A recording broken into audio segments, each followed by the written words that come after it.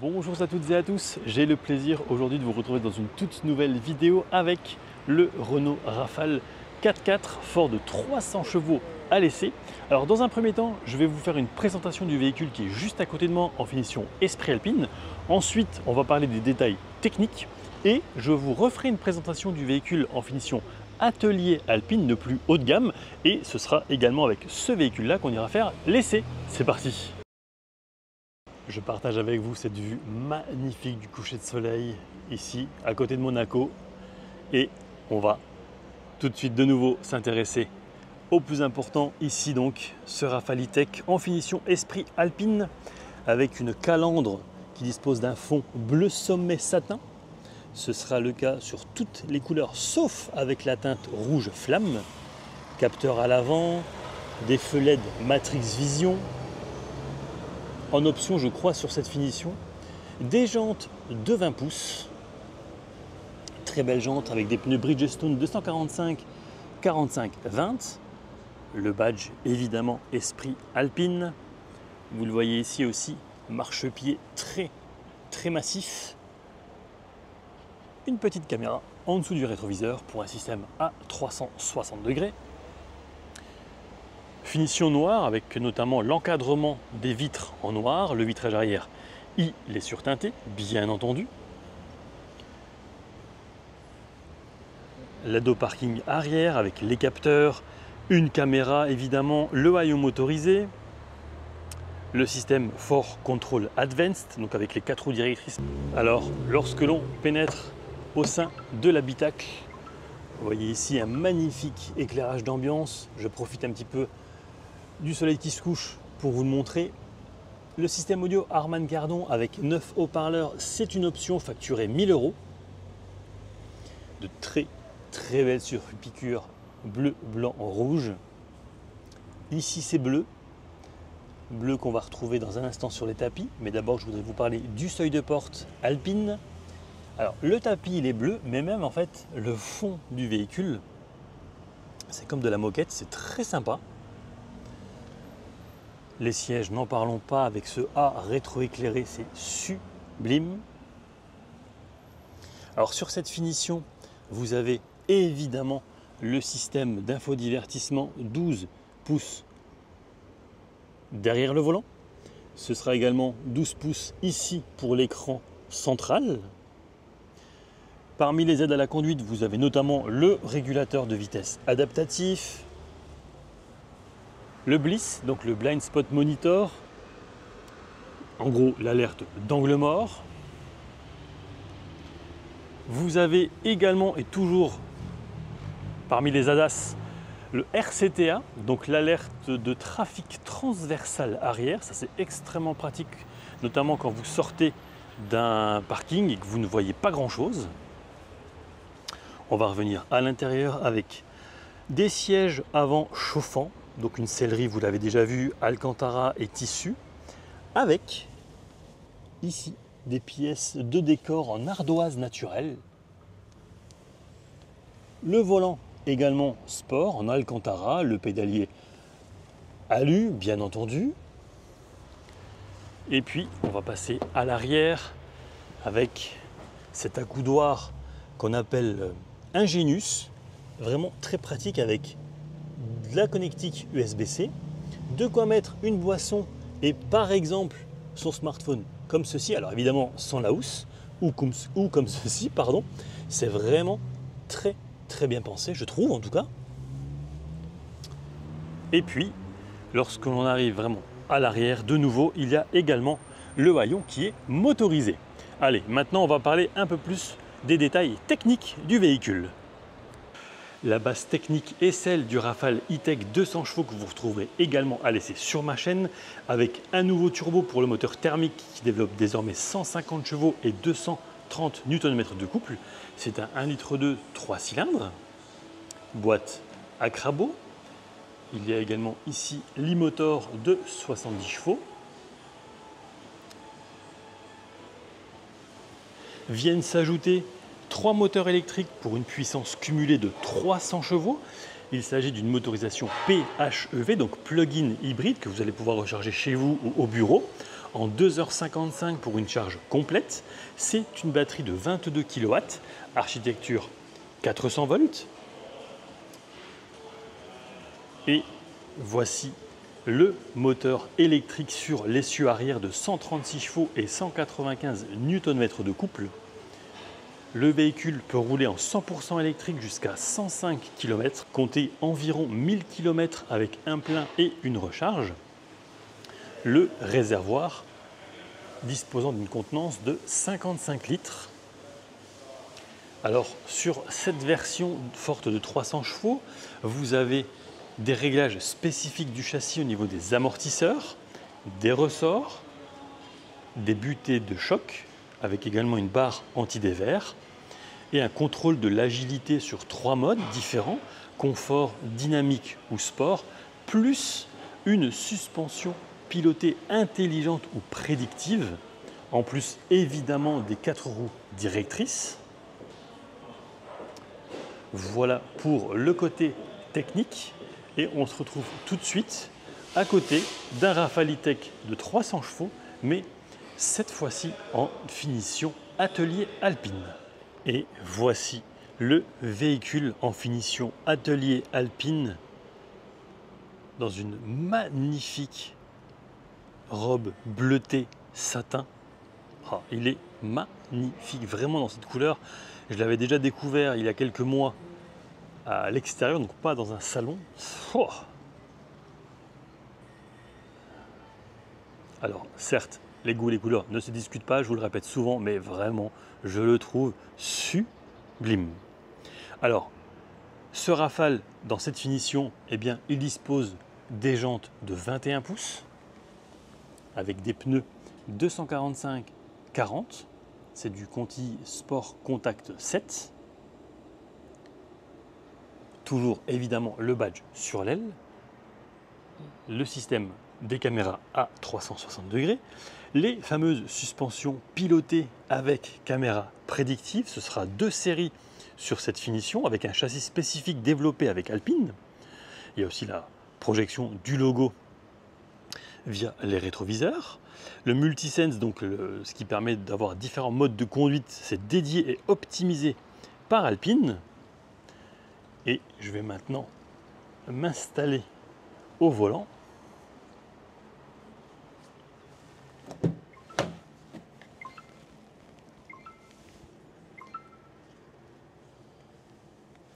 Alors, ici, c'est aussi bleuté, vous le voyez. L'habitacle est très sympa. Avec des sièges électriques à mémoire, des sièges chauffants, le réglage lombaire et ce sont également des sièges massants. En termes d'aide à la conduite, il y a l'Active Driver Assist. Donc concrètement, c'est le régulateur de vitesse adaptatif avec le centrage dans la voie. La conduite prédictive, donc avec la gestion de la vitesse et de l'énergie de la batterie. Le volant, il est chauffant, tout comme le pare-brise. Et vous avez également une petite subtilité, c'est que le parking main libre, donc avec les caméras 360 degrés, est également de la partie, mais ici le haillon est motorisé et main libre, donc c'est simple, on passe le pied en dessous et le coffre s'ouvre automatiquement. Ah, il est vraiment sublime. Et alors, ça, évidemment, ça ne fait pas partie du setup de la voiture, mais vous avez le toit solaire, le toit opacifiant, le Solar Bay, facturé 1 500 € en option. Ce véhicule est également équipé du système audio Harman Kardon, donc avec 9 haut-parleurs. J'ai vraiment hâte de l'essayer et surtout d'en voir sur la route. Alors, cette finition propose également l'affichage tête haute. C'est toujours une option, facturée, elle, 800 €. Allez, assez présenté, il est grand temps d'aller l'essayer. Alors, il est évident avant de démarrer que je ne vais pas m'attacher aux détails intérieur similaire au Rafale E-Tech 200 chevaux, puisque la vidéo détaillée est déjà disponible sur ma chaîne. Je vous remets le lien juste en haut. Donc évidemment, on va s'attacher aux détails de cette version forte de 300 chevaux. Allez, c'est parti, on va rouler. On se retrouve donc maintenant pour le roulage. Environ 3 heures et 132 km au départ de l'hôtel, direction Nice, ensuite Cagnes-sur-Mer. On remonte ici, on redescend pour arriver de nouveau à l'hôtel. Et vous le voyez ici, l'autonomie est de 493 km en essence et 99 en électrique. C'est parti! On est après l'aéroport de Nice, direction Marseille, avec le régulateur de vitesse adaptatif activé, le centrage dans la voie et vous le voyez, 493 km d'autonomie en essence, 70 km en tout électrique. Et dans quelques centaines de mètres, on va rentrer tout doucement dans l'arrière-pays niçois. 3 ans de développement en collaboration donc avec les équipes d'Alpine, des voies élargies, une direction beaucoup plus sportive, beaucoup plus directe aussi. Alors on le ressent ici dans l'arrière-pays niçois, notamment sur des virages extrêmement serrés. Alors les 4 roues directrices aident également. 4 roues motrices, il ne pleut pas, donc c'est un petit peu difficile de tester vraiment le fait qu'elle soit 4x4. De mémoire, c'est du 350 mm à l'avant au niveau du freinage et 330 à l'arrière, je crois. Donc ça freine extrêmement bien. Il faut au moins ça pour freiner 1934 kg. Cette version PHEV pèse beaucoup plus que la version E-Tech 200 chevaux, qui elle est à 1600 quelque chose. Alors le comportement vraiment du véhicule est assez sympa. Assez sympa, c'est-à-dire que ça répond bien, que ce soit à l'accélérateur lorsque l'on a besoin de la puissance. Ce qui est extrêmement agréable également, ce sont les palettes qui permettent différents niveaux de régénération. Ça, franchement, c'est top. Je vais vous montrer un exemple. Là, on est à 70. Je relâche la pédale d'accélérateur. Je mets le freinage récupératif au maximum et on est déjà à 40. En sachant que c'est sinueux et légèrement, très légèrement en descente. Donc c'est vraiment efficace. Et vraiment cette direction, enfin on peut placer assez bien le véhicule. Ils ont bien bossé, je trouve. Alors évidemment, il y a 300 chevaux, ça reste un véhicule hybride, en PHEV, donc en plug-in hybride. C'est pas fait pour aller vite. C'est pas fait pour faire de la compétition, hein, loin de là. Par contre, voilà, en cas de dépassement, il y aura ce qu'il faut. Le 80 à 100, il est expédié en 4 secondes. 0 à 100 en 6 secondes 4, je crois. Donc les reprises sont plutôt franches pour un véhicule de cette catégorie et surtout de ce poids-là. Ouais, c'est vraiment très très agréable à rouler. Après voilà, on peut faire de l'éco-conduite. On peut avoir le pied très léger. Il y a plusieurs modes de conduite justement via le Multisense ici.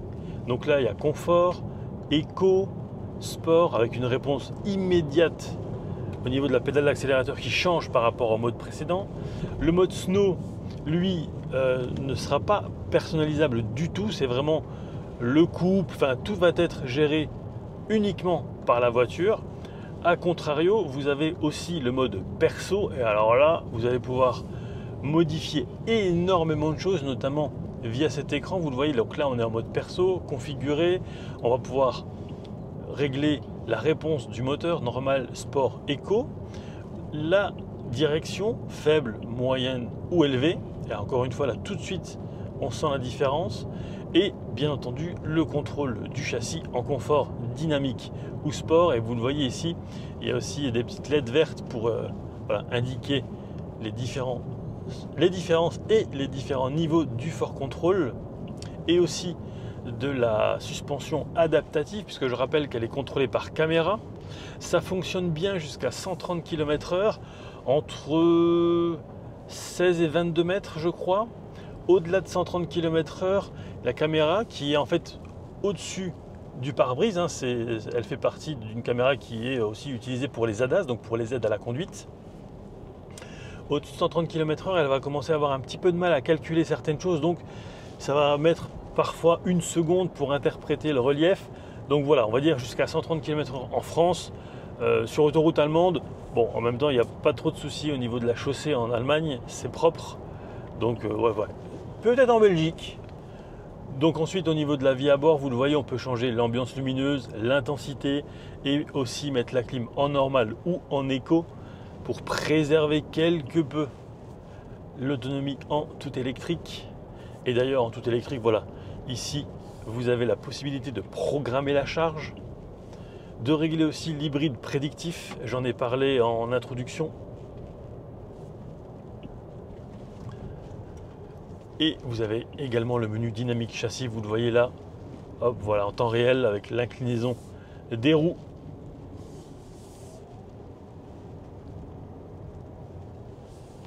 Il y a aussi l'assistance de descente, donc le hill descent control, pardon. Ah là, un beau virage. Voilà, vous voyez aussi à l'arrière les roues directrices, 4%, voilà. Ça agit extrêmement bien. Et en fait, les 4 roues directrices, ça sert à quoi pour celui ou celle qui ne sait pas? Eh bien, ça facilite les manœuvres, surtout à basse vitesse. Donc, virage en épingle ou typiquement en ville.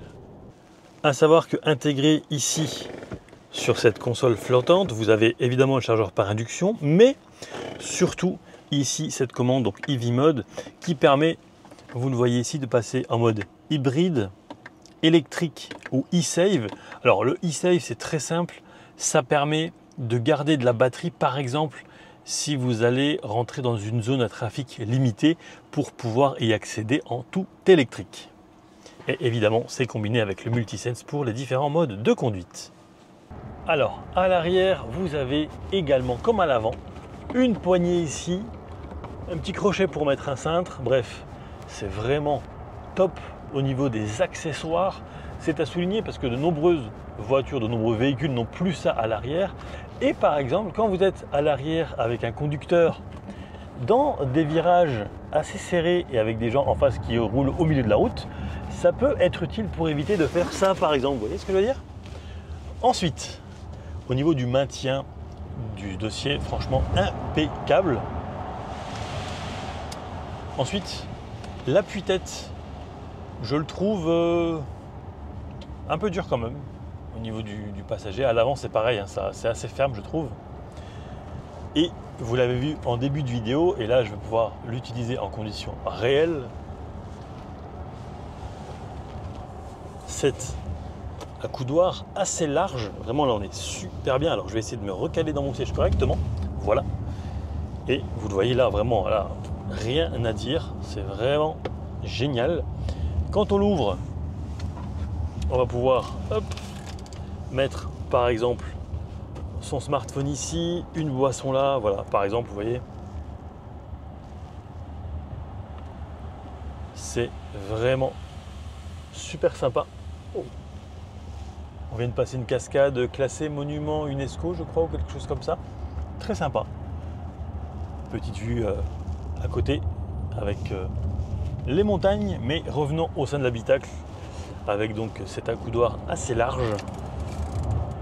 Ce que j'aime aussi, alors c'est du détail, vous allez me dire et vous aurez raison, c'est que pour le remonter, c'est vraiment hyper simple, très léger, voilà, c'est vraiment top.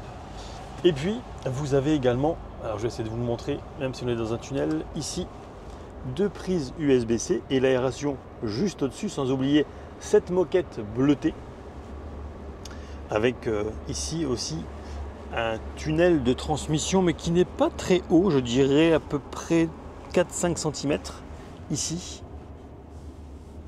Donc voilà, je vais mettre mon pied à côté pour que vous puissiez avoir une idée, voilà. Donc concrètement, on va pouvoir aussi voyager au milieu en ayant de la place et sans avoir les genoux dans les dents. Et puis à l'arrière, bien sûr, c'est là où vous profiterez encore plus du Solar Bay, du toit solaire opacifiant. Vous voyez, là il est ouvert au max. Alors il y a 2 façons de le fermer, soit avec une commande qui est juste ici, soit à la voix, donc via une commande vocale. Donc on est très bien à l'avant en conducteur par exemple. C'est vraiment agréable à conduire, surtout sur des petites routes de montagne, grâce encore une fois à l'agilité du châssis et au système des 4 roues directrices, malgré une montre en 21 pouces. Et à l'arrière, eh bien, on va pouvoir aussi profiter pleinement du confort global du véhicule, même si, je le répète, les appuis-têtes sont assez fermes. Il y a au total 4 peintures métallisées, dont ce rouge flamme. D'ailleurs, peinture gratuite, sinon ce sera entre 800 et 950 € pour le bleu sommet par exemple. 3 peintures métallisées Biton facturées entre 1400 et 1550 €, toujours le bleu sommet et le toit noir étoilé. Et enfin, 3 peintures spéciales, à savoir le blanc nacré satin, qui peut être combiné avec le toit noir étoilé, et ce bleu sommet satin, combiné lui avec le toit noir étoilé, facturé dans ce cas-ci 2200 €. Il est désormais grand temps de faire le bilan de cet essai avec 148 km parcourus, donc un petit peu plus que la boucle initialement prévue.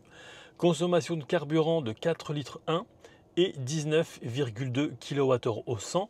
Alors ne vous fiez pas aux 4 km qui sont affichés ici, puisque nous avons consommé l'intégralité de la batterie électrique. C'est juste que j'ai appuyé sur le bouton e-save avant d'arriver à l'hôtel pour voir un petit peu quelle était l'efficience, à quel rythme ça récupérait de l'énergie. C'est la seule et unique raison pour laquelle ça affiche 4 km, mais ça fait déjà, je dirais une bonne cinquantaine de kilomètres, voire plus, où on n'a plus de batterie électrique, mais c'est tout à fait normal. Voilà, donc on passe maintenant à la conclusion.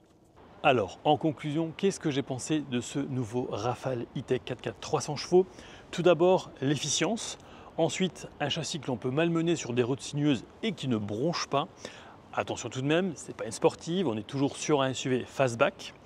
Le moteur, je l'ai trouvé beaucoup plus agréable que son pendant E-Tech non PHEV, même si la facture s'allonge. On est ici entre 54 et 59 000 € en fonction des 2 finitions possibles.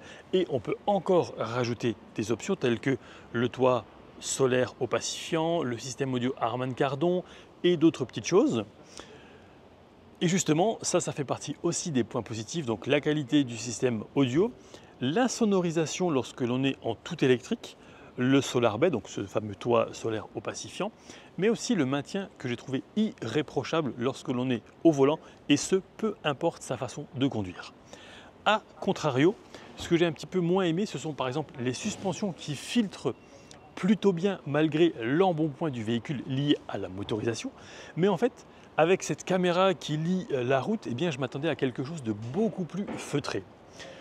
Dernière chose enfin, le fait de ne pas pouvoir utiliser le carburant pour recharger à fond sa batterie électrique, c'est quelque chose que je ne comprends pas non plus, puisque c'est une technologie qui existe sur d'autres PHEV depuis environ 10 ans. Voilà donc ce que j'avais à dire sur cette version 300 chevaux, je le rappelle, en PHEV, donc en plug-in hybride. Un très grand merci à Renault pour son invitation à essayer ce véhicule. Si ça vous a plu, eh bien naturellement, je vous invite à vous abonner, à liker, à partager cette publication. Si vous avez des questions, n'hésitez pas, les commentaires sont là pour ça. Je vous invite vraiment à m'en poser. Et quant à moi, eh bien, je vous dis à très vite pour de prochaines aventures auto et moto. Ciao!